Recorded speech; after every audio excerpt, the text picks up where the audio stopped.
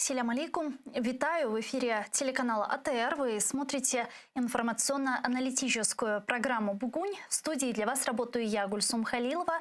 И следующие 50 минут в этой студии с гостями, которые подключатся к нам в эфир, мы обсудим основные новости и события на 93-й день героического сопротивления Украины, всего украинского народа, а также всего свободного цивилизованного мира российскому фашизму. Я напомню, что мы работаем в прямом эфире. На ваши экраны режиссеры периодически выводят номера телефонов. Вы можете звонить к нам абсолютно бесплатно по вайберу. +3 8067 63 46 130. А также можете присоединяться по скайпу atr.tv. Это наш адрес. Звоните, задавайте ваши вопросы нам. Важен ваш голос. И не забывайте подписываться на наш YouTube-канал. Там мы вещаем как в онлайн-режиме, так и выкладываем самые интересные фрагменты из наших эфиров. Выкладываем практически все наши программы в записи. Если вдруг вы не успели посмотреть нас в прямом эфире, заходите на наш YouTube-канал и смотрите нас там. Таким образом, не забывайте также еще ставить лайки. Это крайне важная поддержка для Первого крымско-татарского. Таким образом, это поможет нам продвигать наш YouTube-канал, и все больше и больше людей смогут увидеть наши программы, которые мы делаем, которые непосредственно касаются временно оккупированного полуострова. Пан Геннадій Дубов, експерт з конституційного права, кандидат юридичних наук, політичний аналітик. Зараз з нами на прямому зв'язку. Пане Геннадію, вітаємо вас. Селям алейкум. Доброго вечера. Доброго вечера. Пане Геннадию, вот с такого вопроса хотела начать нашу беседу. На внеочередном заседании Европейского совета 30-31 мая не будет обсуждаться введение эмбарго на поставки нефти из России. Об этом свидетельствует об этом говорится в соответствующем документе саммита Европейского Союза, в котором отсутствуют непосредственно вопросы введения эмбарго на российскую нефть. В документе говорится, что лидеры ЕС обсудят вопросы энергетики. Речь идет о прогрессе в уменьшении зависимости от российских энергоносителей. Не кажется ли вам, что сегодня поддержка Украине со стороны Европейского Союза, как подчеркивают многие политические аналитики, является недостаточной? Безусловно, и не только аналитики, и наши власти, прежде всего президент, и не только, говорят о том, что и цифры абсолютное тому свидетельство, что действительно страны Европейского Союза на сегодняшний день в абсолютных цифрах просто на порядке меньше поставляют вооружений, помощи. И сегодня, собственно говоря, лидерами являются такие страны, как США и Великая Британия, которые в Европейский Союз не входят.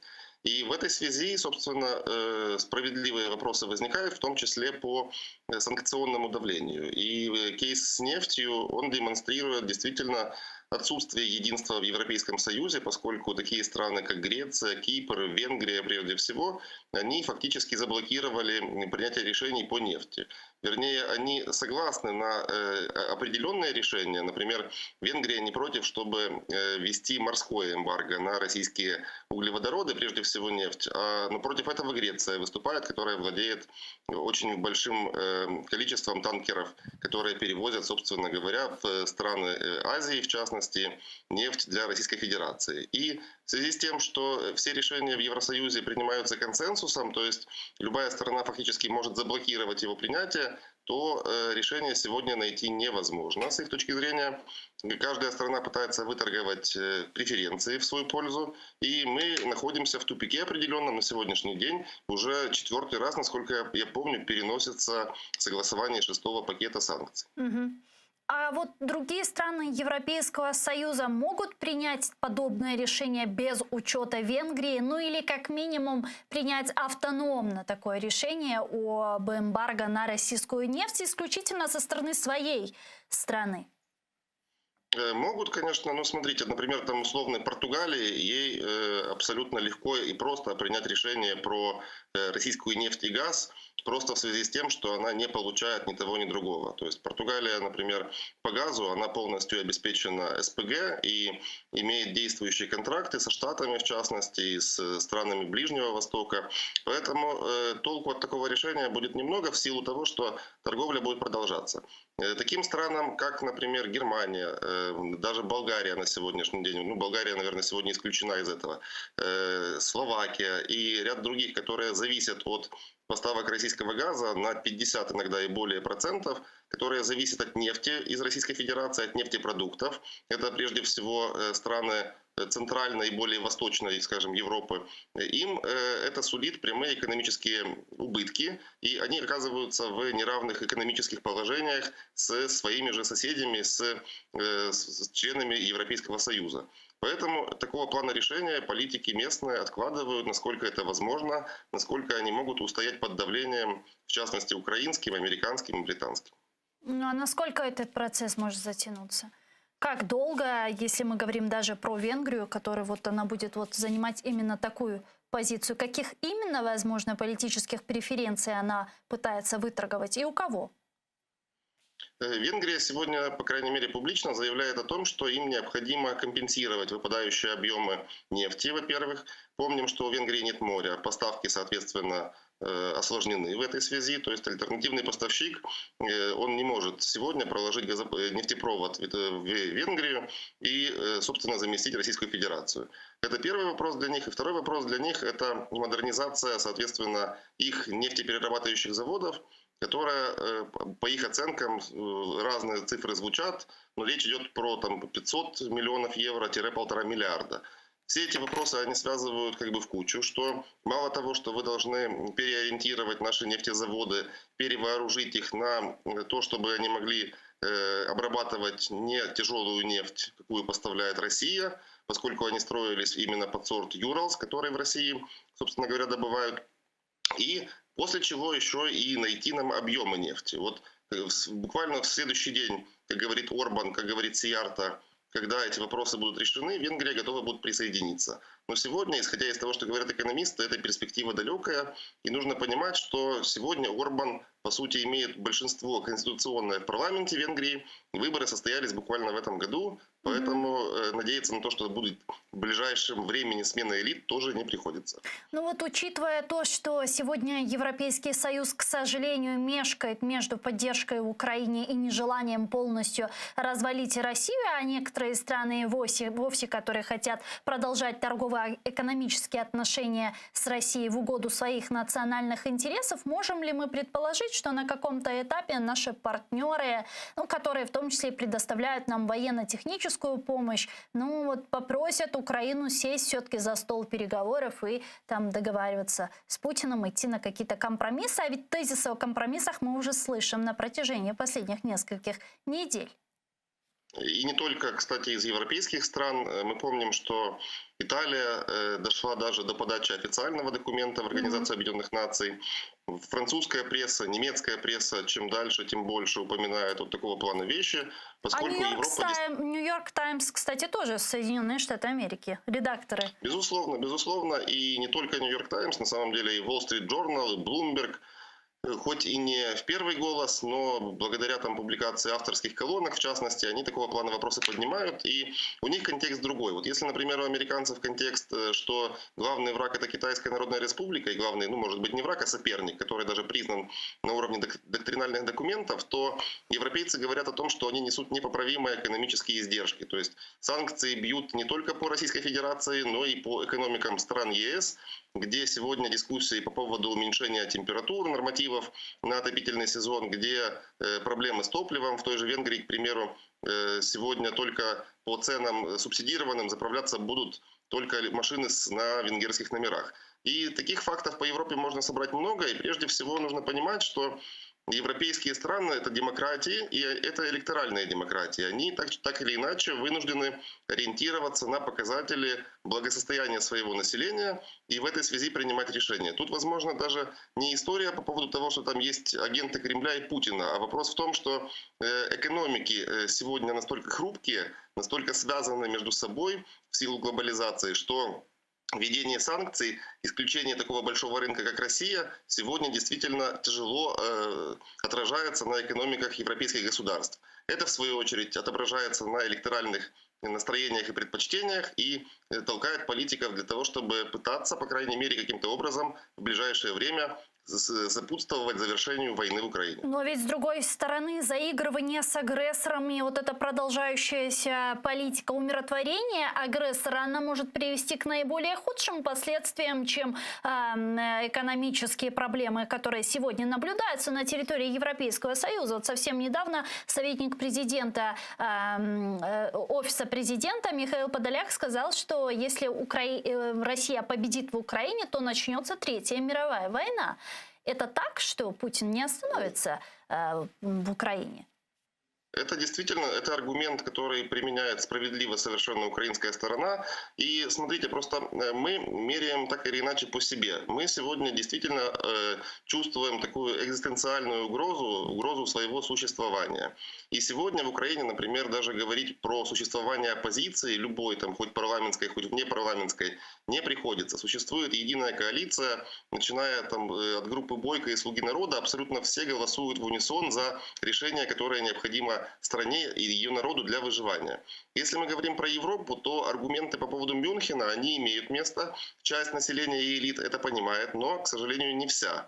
И так или иначе, много кто из европейцев сегодня рассчитывает на лучшее, на то, что это региональный конфликт, который не способен привнести войну на их территорию, и в связи с этим толкают свои правительства и отдельных деятелей для того, чтобы искать пути умиротворения, как вы правильно сказали. То есть тут вопрос просто, сегодня мы чувствуем, как по нам падают бомбы, европейцы видят это по телевизору. Им тоже неприятно, но, скажем так, это не дает им возможности однозначно, радикально, как мы, дать оценку этим событиям, как угрозе собственным жизням. Ну а что тогда должно произойти, чтобы все-таки это понимание пришло? Помните, еще до начала широкомасштабного вторжения России в Украину мы с вами обсуждали этот вопрос в наших эфирах и говорили, а что действительно должно произойти, вот когда Запад начнет вводить более серьезные радикальные санкции в отношении России. Мы с вами предполагали, что вот когда ракеты в Киев полетят, да, действительно, полетели ракеты в Киев, мы видели Бучу, мы видели Гостомель, мы видели Ирпень, Бородянку и так далее. И еще не до конца понятно, что происходит на тех новооккупированных районах, что происходило в Мариуполе, мы, к сожалению, не до конца знаем. И то этого оказалось тоже недостаточно. Ну, смотрите, недостаточно в какой степени. Дело в том, что Россия сегодня всемирный за всю историю чемпион по количеству ограничений и санкций, которые она получила в результате своей политики. Это факт. То есть более ни по поводу Ирана, ни по поводу других стран, включая там Северную Корею, никто санкций не вводил. И в этой связи европейцы говорят о том, что мы стараемся, насколько это возможно, и если мы перегнем палку в плане проблем для своей экономики, мы не сможем, в частности, давать помощь, предоставлять помощь Украине и закрывать, в частности, там расходы бюджетные, которые сегодня тоже без помощи мы тянуть не можем, в силу того, что экономика, по сути, в существенной части стоит. То есть у них вот такого плана логика происходит, плюс они говорят следующее, они говорят, что ну хорошо, перестанем покупать газ и нефть, ее сегодня прекрасно покупает Индия и Китай.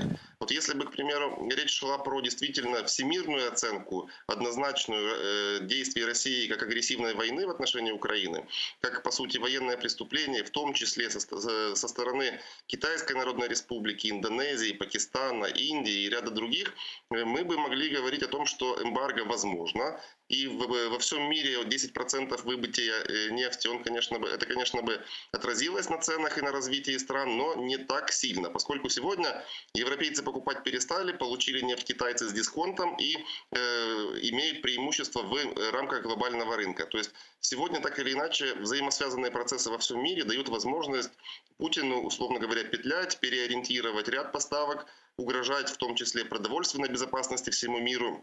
Сегодня же, давайте не будем забывать, что на уровне ООН идут разговоры, и Гутьерреш озвучивал эту мысль, что за то, что Россия уберет блокаду Черного моря и позволит украинскому зерну попасть на мировой рынок, за то, что она снимет свои ограничения, поскольку Россия тоже большой экспортер продовольствия, возможно снятие некоторых санкций в части и экспорта удобрений и так далее. То есть сегодня вопрос вопрос в том, что украинская война действительно, она приобретает признаки, в том числе мировой, по крайней мере в экономическом контексте, поскольку порождает топливные кризисы, энергетические кризисы, продовольственные кризисы. И, возможно, это не последнее, что мы получим в плане глобальной обстановки. И недавно в интервью Financial Times и в Давосе Генри Киссинджер, которого сегодня на миротворец внесли, он говорил о том, что 2 месяца осталось для принятия решения о начале переговоров, после чего процесс в плане всемирных кризисов станет необратимым. И дискуссия действительно сложная. У нас свой интерес, они иногда видят ситуацию иначе, но в целом, так или иначе, все сходятся к тому, что войну нужно заканчивать и заканчивать не на условиях Российской Федерации. А переговорный процесс, о котором мы говорим вот для украинской стороны, когда он может начаться и как он должен выглядеть, на ваш взгляд? Он должен выглядеть прежде всего с перехода россиян от языка ультиматумов к языку компромиссов, к языку международного права, если хотите. Поскольку сегодня, если мы послушаем, почитаем то, что говорят в Кремле, говорит Песков в частности, то они исходят из того, что якобы Украина и, наверное, весь цивилизованный мир неадекватно оценивает фактические обстоятельства. То есть, так или иначе, они продолжают настаивать на так называемых территориальных уступках. Мы должны понимать, что украинская власть просто в силу даже Конституции, не говоря про чувство патриотизма и силы духа воли нашего народа, она не может в принципе иметь возможность разговаривать про любые территориальные уступки в пользу кого бы то ни было. Потому что такой вопрос может решаться исключительно на всеукраинском референдуме, который невозможен во время военного положения, без его снятия. Поэтому сегодня действительно есть определенный тупик, и правы те, кто говорит, что мирные соглашения сегодня пишутся нигде в другом месте, кроме как поля боя. И последний вопрос пану Геннадию относительно Херсона. Мы видим сейчас попытки российских оккупантов интегрировать Херсон в российскую, скажем так, плоскость. Они там уже говорят о том, что будут рубли ходить на этой территории, переходят на российские там номера, +7. Туда приезжают вице-премьер-министр Российской Федерации Хаснуллин, полностью разворовывают всю эту территорию, вывозят, освобождая элеваторы, оттуда зерно. Сейчас идет репрессивная политика по отношению к гражданам Украины, которые продолжают там жить, продолжают там оставаться. Какие планы, на ваш взгляд, Путина на Херсонскую область? Ну, учитывая еще его указ недавний о присвоении возможности гражданам Украины, проживающим в Херсонской и Запорожской областях, получать гражданство России в упрощенном порядке, то речь идет про сценарий, который близкий к крымскому скорее, чем к сценарию ОРДЛО. То есть если ОРДЛО 8 лет проболталась в серой зоне, то аннексированный Крым, территория Автономной Республики Крым, она в принципе изначально зашла в правовой порядок россиян. И по сути всем крымчанам де-факто принудительно предоставили российские паспорта или вынудили их получить. В этой связи, и исходя из того, что говорят русские чиновники, у них есть настрой, есть желание, во всяком случае, по сути, аннексировать территорию. Дальше дискуссия у них разворачивается только о якобы присоединении территорий к Крыму как субъекту, как они считают, федерации, или, соответственно, путь народных республик, которые потом будут признаны и, возможно, тоже аннексированы впоследствии. Ну и в том и в другом случае придется проводить так называемый референдум, я правильно понимаю? Они говорят, что нет, им уже, знаете, как значение правового с точки зрения признания любым государством в мире, которые уважают международное право. Проводи референдум, не проводи, разницы никакой нет. Поэтому, судя по тому, что они высказывают, сегодня они просто решили даже такого плана символичные, якобы квази-плебисциты отставить в сторону и переходят к истории, по сути, прямой аннексии, как это было в 19 и раньше веке. Я не совсем понимаю, а на что рассчитывает Путин? Но это уже не 2014 год, когда мы видели, к сожалению, беззубость всего западного мира во время оккупации Крыма в 2014 и даже в 2008 году, когда разворачивались события по Грузии. Уже 2022, мир это уже не съест. В 2014 тоже, конечно, не съели, но, по крайней мере, промолчали, к сожалению. А сейчас это на что он рассчитывает? Как он планирует это удерживать? Ну, прежде всего, он рассчитывает в плане реакции ядерных держав, да, на то, что у него есть кнопка и чемоданчик, которым он контролирует 45% мирового арсенала ядерного оружия. Столько же только у Штатов, на весь остальной мир 10% остается.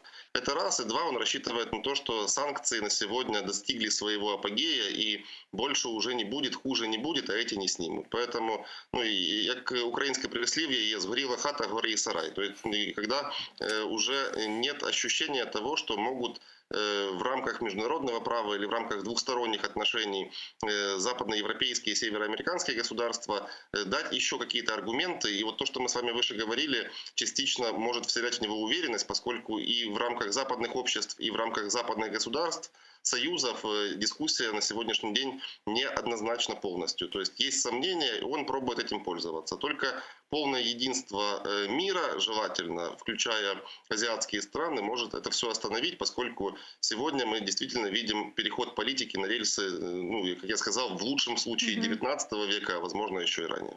Дякую вам дуже, пане Геннадію. Чохсагул, що наше время підключились к нам в ефір. Геннадій Дубов був з нами на прямому зв'язку, експерт з конституційного права, кандидат юридичных наук. Президент Украины Владимир Зеленский рассказал, как закончить войну с Россией за неделю. Президент Зеленский считает, что скорость прекращения войны России против Украины будет измеряться неделями, если мир будет действительно объединенным и честным. По поводу этой агрессии, об этом он сказал во время обращения к сообществу Foreign Policy Community. Цитирую. «Если мир действительно будет объединен и честен в отношении этой агрессии России против нашего суверенного государства, то скорость прекращения этой войны будет измеряться неделями. Неделями, даже не месяцами». Конец цитаты. Зеленский также подчеркнул, что Россия хочет сделать Украину своей колонией, а украинцев уничтожить. По словам президента, чем быстрее эту войну удастся закончить, тем лучше будет для каждого народа. Я же рада представить председателя Межлиса крымско-татарского народа Рифата Чубарова, который с нами на прямой связи. Рифат ага, селям алейкум, витаем вас.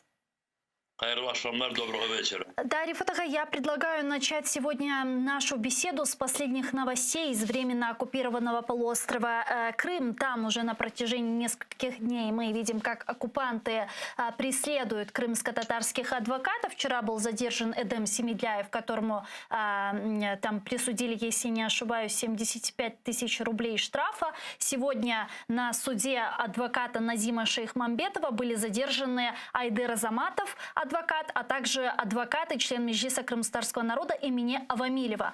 Какая у вас информация, за что, почему, что сейчас там происходит? Расскажите подробнее, пожалуйста. Ну, тут за що це таке, знаєте, питання риторичне, бо для російських окупантів головне зараз якомога більше придавити адвокатів, щоб вони не захищали кримських політв'язнів, щоб вони не виступали опорою для людей, які не ламаються, які не схиляють голову перед російськими окупантами. І за 8 років російської окупації в Криму викристалізувалася така група адвокатів, які, крім того, що вони є високопрофесіональними, досвідченими, вони є відданими справі захисту прав людини, вони є мужніми.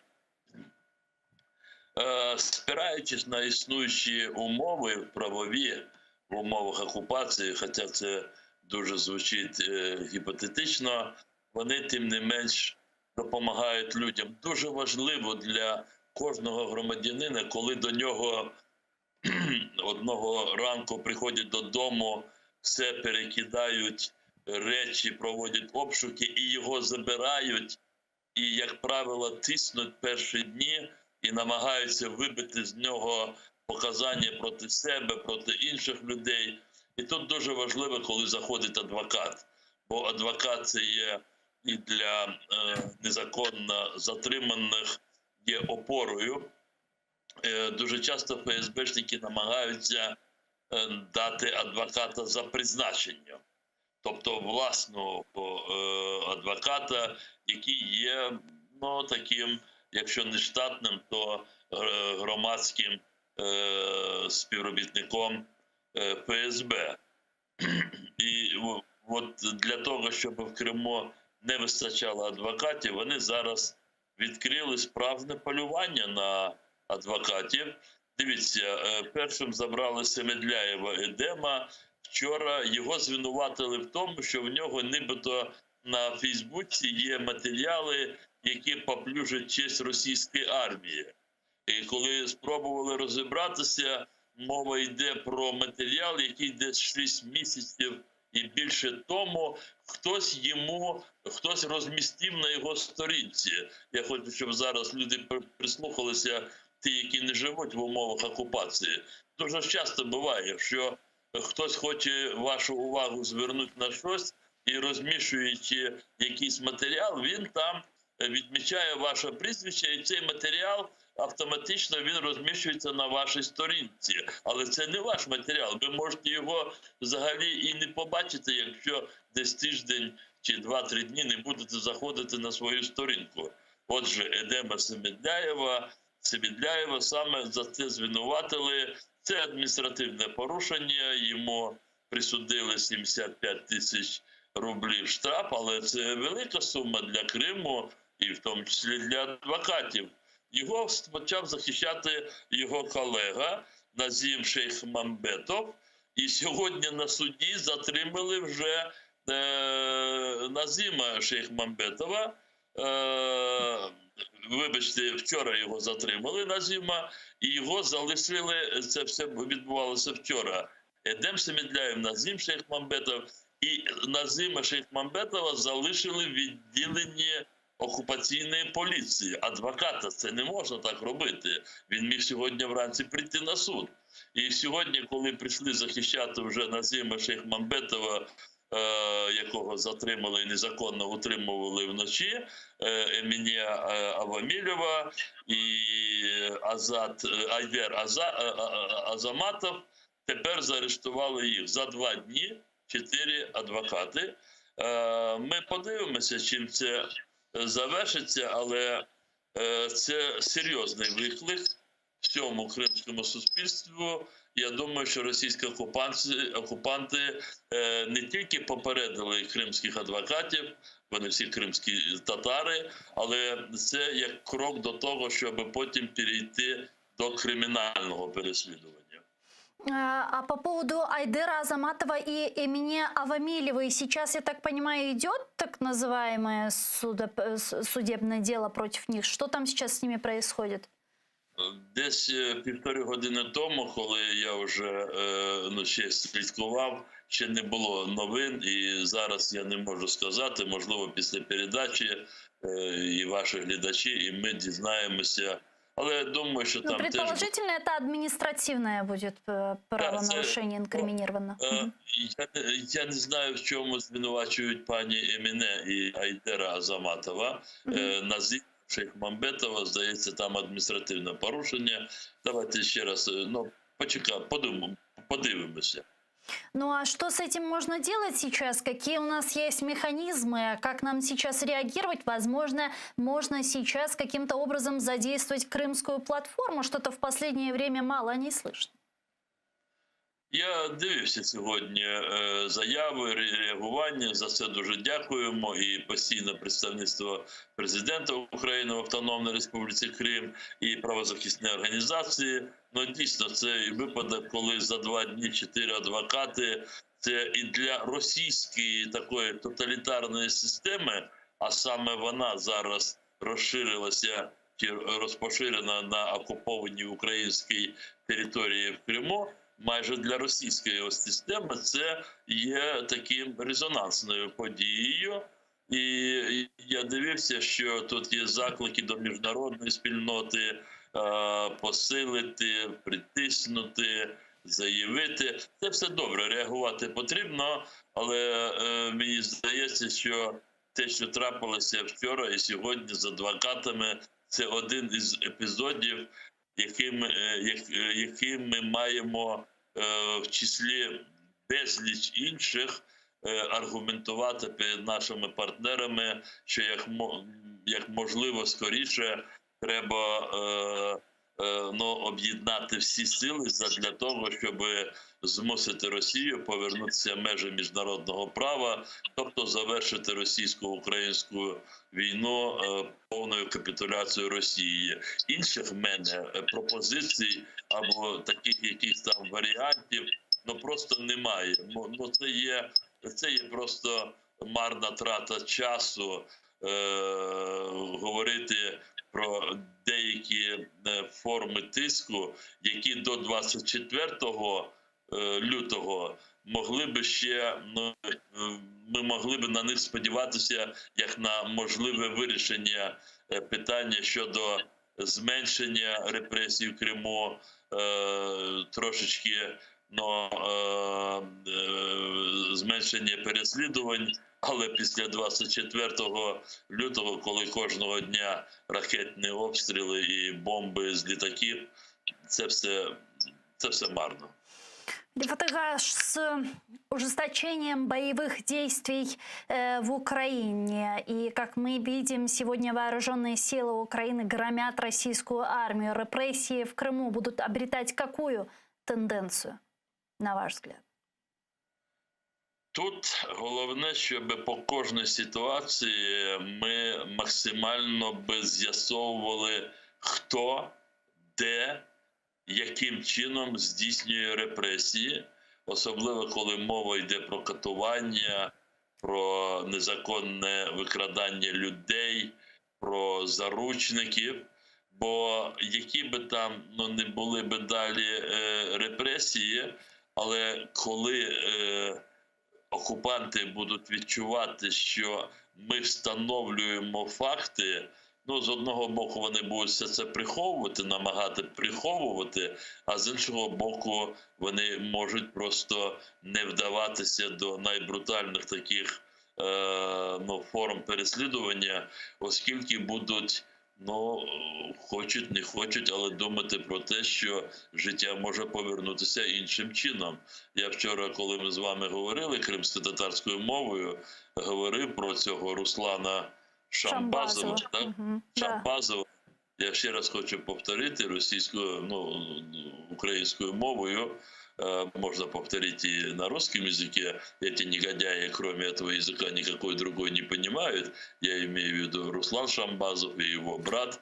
Они раньше работали. Один работал в СБУ Украины, второй МВД Украины. Два брата перешли на сторону российских оккупантов. И Руслан Шамбазов, он выявился таким патологическим ненавистником крымских татар. И очень многие искореженные судьбы, очень многие сроки по 13, 17, 19 лет, они именно связаны с деятельностью этого Шамбазова. Нет, таких негодяев там много, но именно Шамбазов, он очень цинично фальсифицирует документы таким образом, что на судилищах крымским татарам дают такие громадные сроки. И я вчера говорил о том, что мы сделаем все для того, чтобы этого Руслана Шамбазова и его брата найти. Я надеюсь, мы это сможем сделать. Просто нам нужно будет время. И поэтому еще раз обращаюсь к тем, кто смотрит передачу, особенно из тех, кто мониторит, а мониторит спецслужбы России, передайте этому негодяю, да и сами тоже знайте, что каждый из вас будет найден. Вместе с этим сегодня омбудсмен по правам человека Людмила Денисова сделала несколько заявлений по Крыму. В частности, она сказала, что на временно оккупированном полуострове оккупационные власти принуждают местных жителей принудительно сдавать кровь для раненых российских военных. Также она сегодня сообщила, что все мощности больниц в оккупированном Крыму будут переведены на лечение российских солдат, раненых в Украине. Что, по вашим данным, в этом направлении сейчас происходит на полуострове? Действительно ли это так? И что означает перевод всех больниц на лечение российских солдат? Да, весь потенциал медицинских учреждений, действующих в Крыму, он максимально переведен на обслуживание раненых российских солдат. в Крыму настолько такая нестерпимая морально-психологическая ситуация, и она каждый день усиливается этими передачами местных телеканалов, которые демонстрируются из Москвы, столицы государства-оккупанта. Но вот вся вот эта ситуация, где нагнетается о том, что необходимо поддерживать так называемую специальную военную операцию, утверждаются абсолютно бредовые какие-то варианты того, что могло бы быть в Крыму, если бы Путин 24 февраля не двинул войска на материк Украины с целью спасти Крым, людей, которые в Крыму. И на фоне этого, конечно, руководителей обязывают, чтобы их коллективы участвовали от конкретных потребностей, в том числе и в сдаче крови для раненых российских солдат, для переливания им. Это делается так, что каждому коллективу ставится конкретное задание, а здесь уже пошло по цепочке. Директор приходит и назначает, кто пойдет добровольно-принудительно донором. Если чуть-чуть совестливый человек, относительно, он начинает объяснять коллективу, что если мы этого не сделаем, то у коллектива будут проблемы, или у него, как у директора, будут проблемы. В общем, все по накатанной схеме, и действительно людей против их воли заставляют реально участвовать в тех или иных, в общем-то, мероприятиях, которые, в общем-то, в нормальной жизни люди бы в этом не участвовали.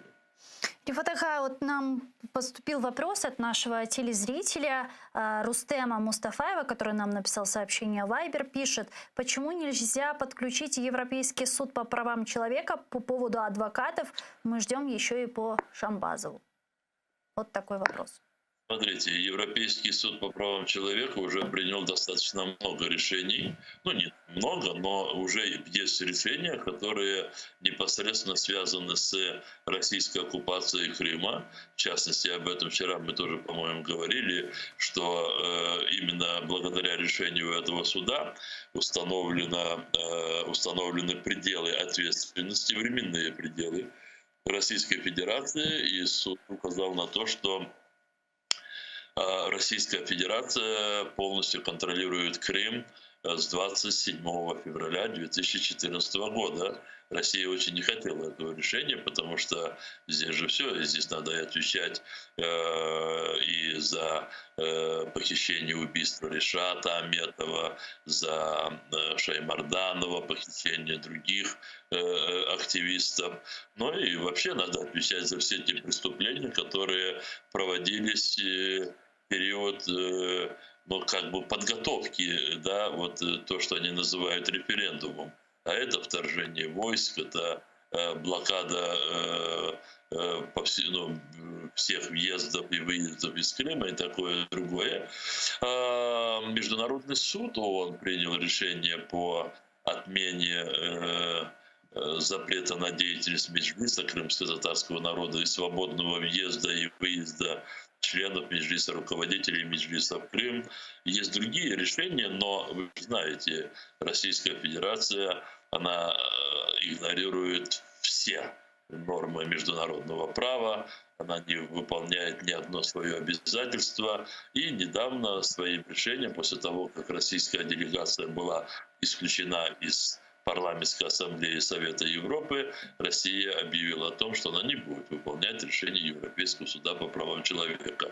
Для России теперь актуально только лишь одно. Вернее, не для России, для международного сообщества. Надо быстрее создавать, я раньше говорил, международный трибунал, теперь, я смотрю, специалисты говорят, специальный трибунал по расследованию злодеяний, совершенных на территории Украины российскими войсками, российскими политиками. То есть сейчас актуально только лишь одно: создание этого трибунала и предание всех, начиная от Путина и всех других непосредственно принимавших решения, реализовавших эти решения, то есть совершивших преступления, их подвергнуть суду. А вот когда мы говорим про международный трибунал и привлечение к ответственности Путина и всего путинского режима, как это должно выглядеть? Вот как это должно произойти? Как можно их физически взять, привести и привлечь к ответственности? Как вы это видите? Возможно, ретроспективно вы приведете какие-то примеры? Будет подписан акт о капитуляции России. Угу. Будет обязательно подписан. К этому времени будут, видимо, скорее всего, другие люди. Те, которые его подпишут, они возьмут на себя обязательство обеспечить те пункты, которые будут указаны в этом акте. Я думаю, что одним из первых пунктов это будет выдача для Международного суда преступников. Они там будут названы, часть из них поименно. Это высшее руководство России. Путин, Патрушев, Володин, Медведев, этот олигофрен, вы извините меня, но так все говорят, и многие другие. Будет второй ряд привлекаемых к ответственности преступников, региональный, третий ряд и все тому подобное. То есть те, кто подпишет капитуляцию, они обеспечат выдачу. Так было в Югославии. И вместе с этим, вот когда мы говорили про репрессии в оккупированном Крыму, вы сегодня на своей странице Facebook с утра сообщили о том, что российские оккупанты врывались в дома крымских татар в Геническом районе Херсонской области. Какая сейчас информация по вашим данным? Зачем приходили? Кого искали? Возможно, что там произошло?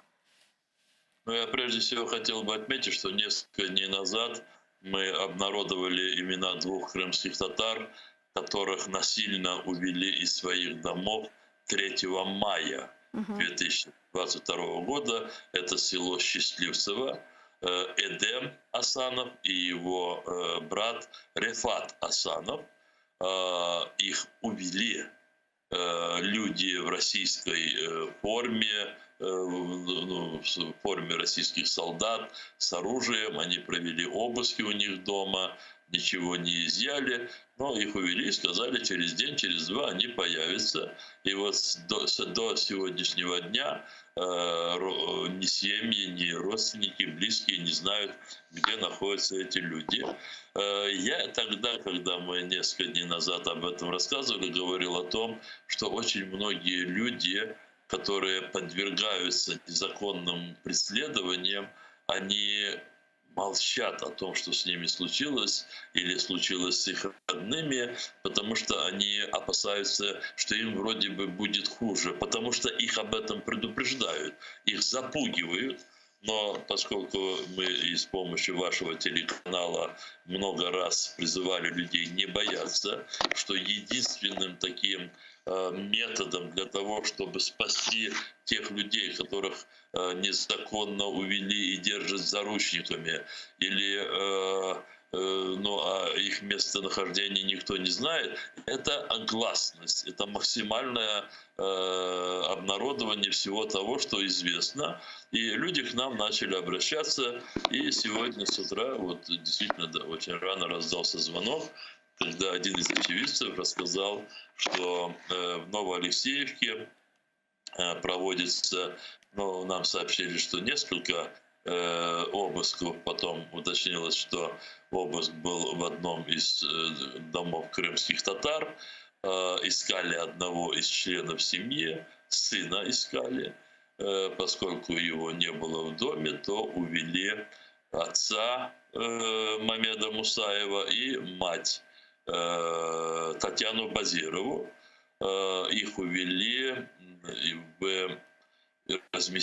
поместили в уже печально известном профтехучилище номер 17 города Геническа. Я вот перед тем, как выйти к вам на передачу, получил информацию о том, что их еще не отпускают, их держат в качестве заложников, да, по-русски, и ставят условие, чтобы сын сам добровольно прибыл, и тогда они отпустят и, мол, родителей. Понятно, что это вот такой метод жестокий, очень нечеловеческий со стороны русских карателей, но вот это сегодня происходит. Потом днем там был еще один арест одного крымского татарина, но его через несколько часов допросов его отпустили. Это то, что нам известно сегодня по Геническому району. Я еще раз повторить, мы иногда не знаем, даже вернее, чаще всего не знаем, что происходит, и поэтому, пользуясь вашей передачей, я еще раз прошу всем, кто стал очевидцами этих преступлений, сообщите нам, что там случилось у вашего соседа, и особенно мы просим тех людей, которые оказались потерпевшими, у кого увели мужа, сына, отца, немедленно сделайте это достоянием общественности. Это единственный метод, чтобы спасти его жизнь. Рифат-аха, вот такой вопрос. Зачем вот это делают сейчас оккупанты, усиливают репрессии на новооккупированных территориях в условиях, когда и так ситуация накаленная, зачем усугублять свое же положение? Или, возможно, не стоит искать логики в действиях оккупантов, и ее там вовсе нет? Там же у каждой службы свои цели и задачи. Пришли российские солдаты. Это убийцы, мародеры. Они выполняют свою задачу. Но убийцы-мародеры, я говорю вот на примере того, что происходило здесь под Киевом. Они убивали людей, они похищали вещи. И сегодня каждый, каждый это знает, и даже кто не посещал эти места, это все есть на видео и на фотографиях. Но там, где остаются российские войска, здесь-то их изгнали, за российскими войсками приходят спецслужбы.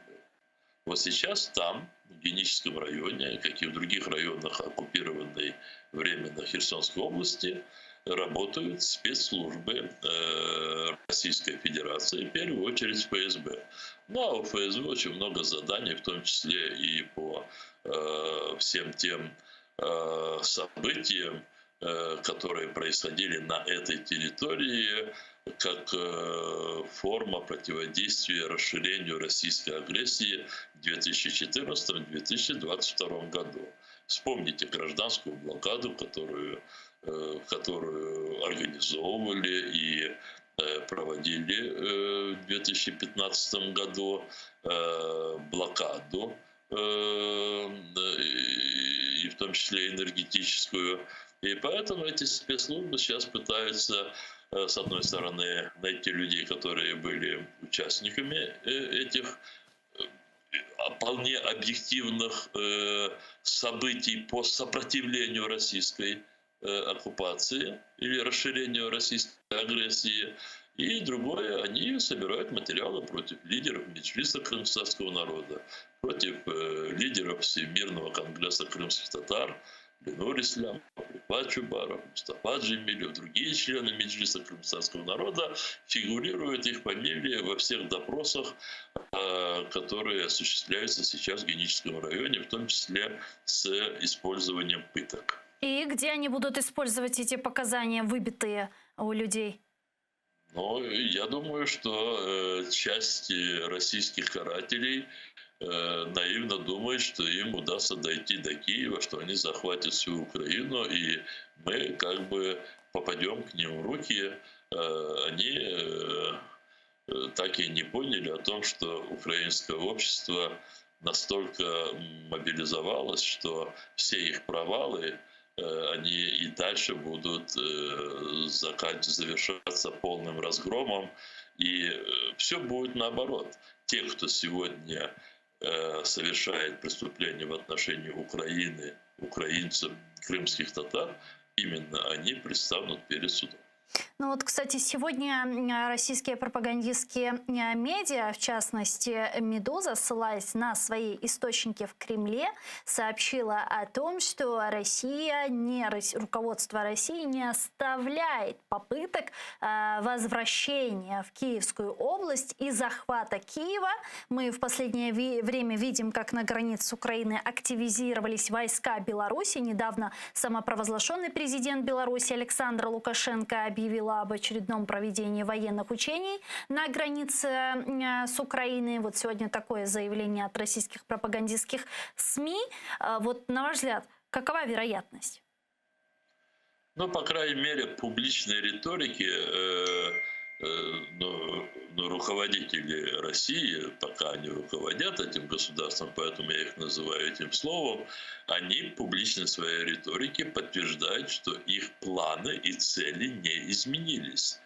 Денацификация, демилитаризация, не вступление в НАТО. То есть, теперь же добавилось и ЕС. Сегодня Медведев, да, тот, которого многие называют олигопреном. Ну и похуже называют, Рифат ага. Возможно, да. Он сегодня сделал еще раз заявление о том, что, мол, попытки руководителей Украины сказать о том, что Крым и Донбасс будут возвращены под суверенитет украинского государства, это фантастично, нереально, и Россия никогда не допустит, чтобы это случилось. То есть они стоят на своем, соответственно, они будут пытаться добиться этого, в том числе и военным путем. Расслабляться не надо. И прежде всего, вот этот мой призыв, конечно, относится к политикам. Я бы здесь добавил бы другое слово еще: не расслабляться и не ссориться. Я так немножко дипломатично скажу. А Беларусь, Александр Лукашенко официально может вступить в эту войну на стороне России? Буквально 2 минутки. Я думаю, что последняя его поездка в Россию на поклон Путину, она закончилась очень жестким ультиматумом со стороны Путина о том, чтобы он, если не вступил в войну, то, по крайней мере, полностью бы предоставил не только территорию, но и все ресурсы, в том числе, наверное, и солдат, может быть, там в форме каких-то добровольного, там, я не знаю, там контрактов и тому подобное, для того, чтобы использовать их в войне против Украины. Лукашенко, но у него очень развито, да, вот этот инстинкт самосохранения. Он как крыса, которая, знаете, всегда чувствует и поэтому первым покидает корабль. Он понимает, что уже Путин проиграл, Россия проиграла. Он смертельно боится отказать Путину, потому что это подобно смертельному приговору, его просто убьют, и поэтому он сейчас мечется и не знает, как выйти из этой ситуации. Я не исключаю, что со стороны Беларуси вновь предпримутся новые вторжения и атаки в сторону Киева. Ну, есть такое ощущение, что колокол уже звонит не только по Александру Лукашенко, но и по Владимиру Путину. Но в этом просто нет никакого, не то что сомнения, другого нет варианта развития, да, вот всех этих событий. Другое дело, как долго это будет по времени и сколько еще человеческих жизней потеряют общество и украинцы, да и другие, кто в это вовлечен, только из-за того, что мир все-таки не в состоянии вот очень жестко объединиться в наиболее кратчайшие сроки. По большому счету в том, что Путин сегодня еще Путин и вооруженные силы России обладают возможностями продолжать войну, кроме того, что виноват сам Кремль и Путин, конечно, определенную вину несет и международное сообщество. Не вину, но ответственность. Да, ответственность, да, вы нашли это слово, я не хотел сказать вину. Ответственность, потому что можно уже удушить всех этих преступников. Çok sağ olunuz Rifat ağa. Büyükten büyük teşekkürler. Дякуємо вам. Ріфат Чубаров, голова Меджлісу кримсько-татарського народу, був з нами на прямому зв'язку. А я, к сожалению, вынуждена с вами попрощаться, но вы оставайтесь первым крымско-татарским. Далее эфир продолжает информационная программа «Заман» на украинском языке. Наши журналисты подготовили самые актуальные новости, а после вас поприветствует мой коллега Айдер Муждабаев в программе «Прайм Муждабаев». Не пропустите. Корушкенча.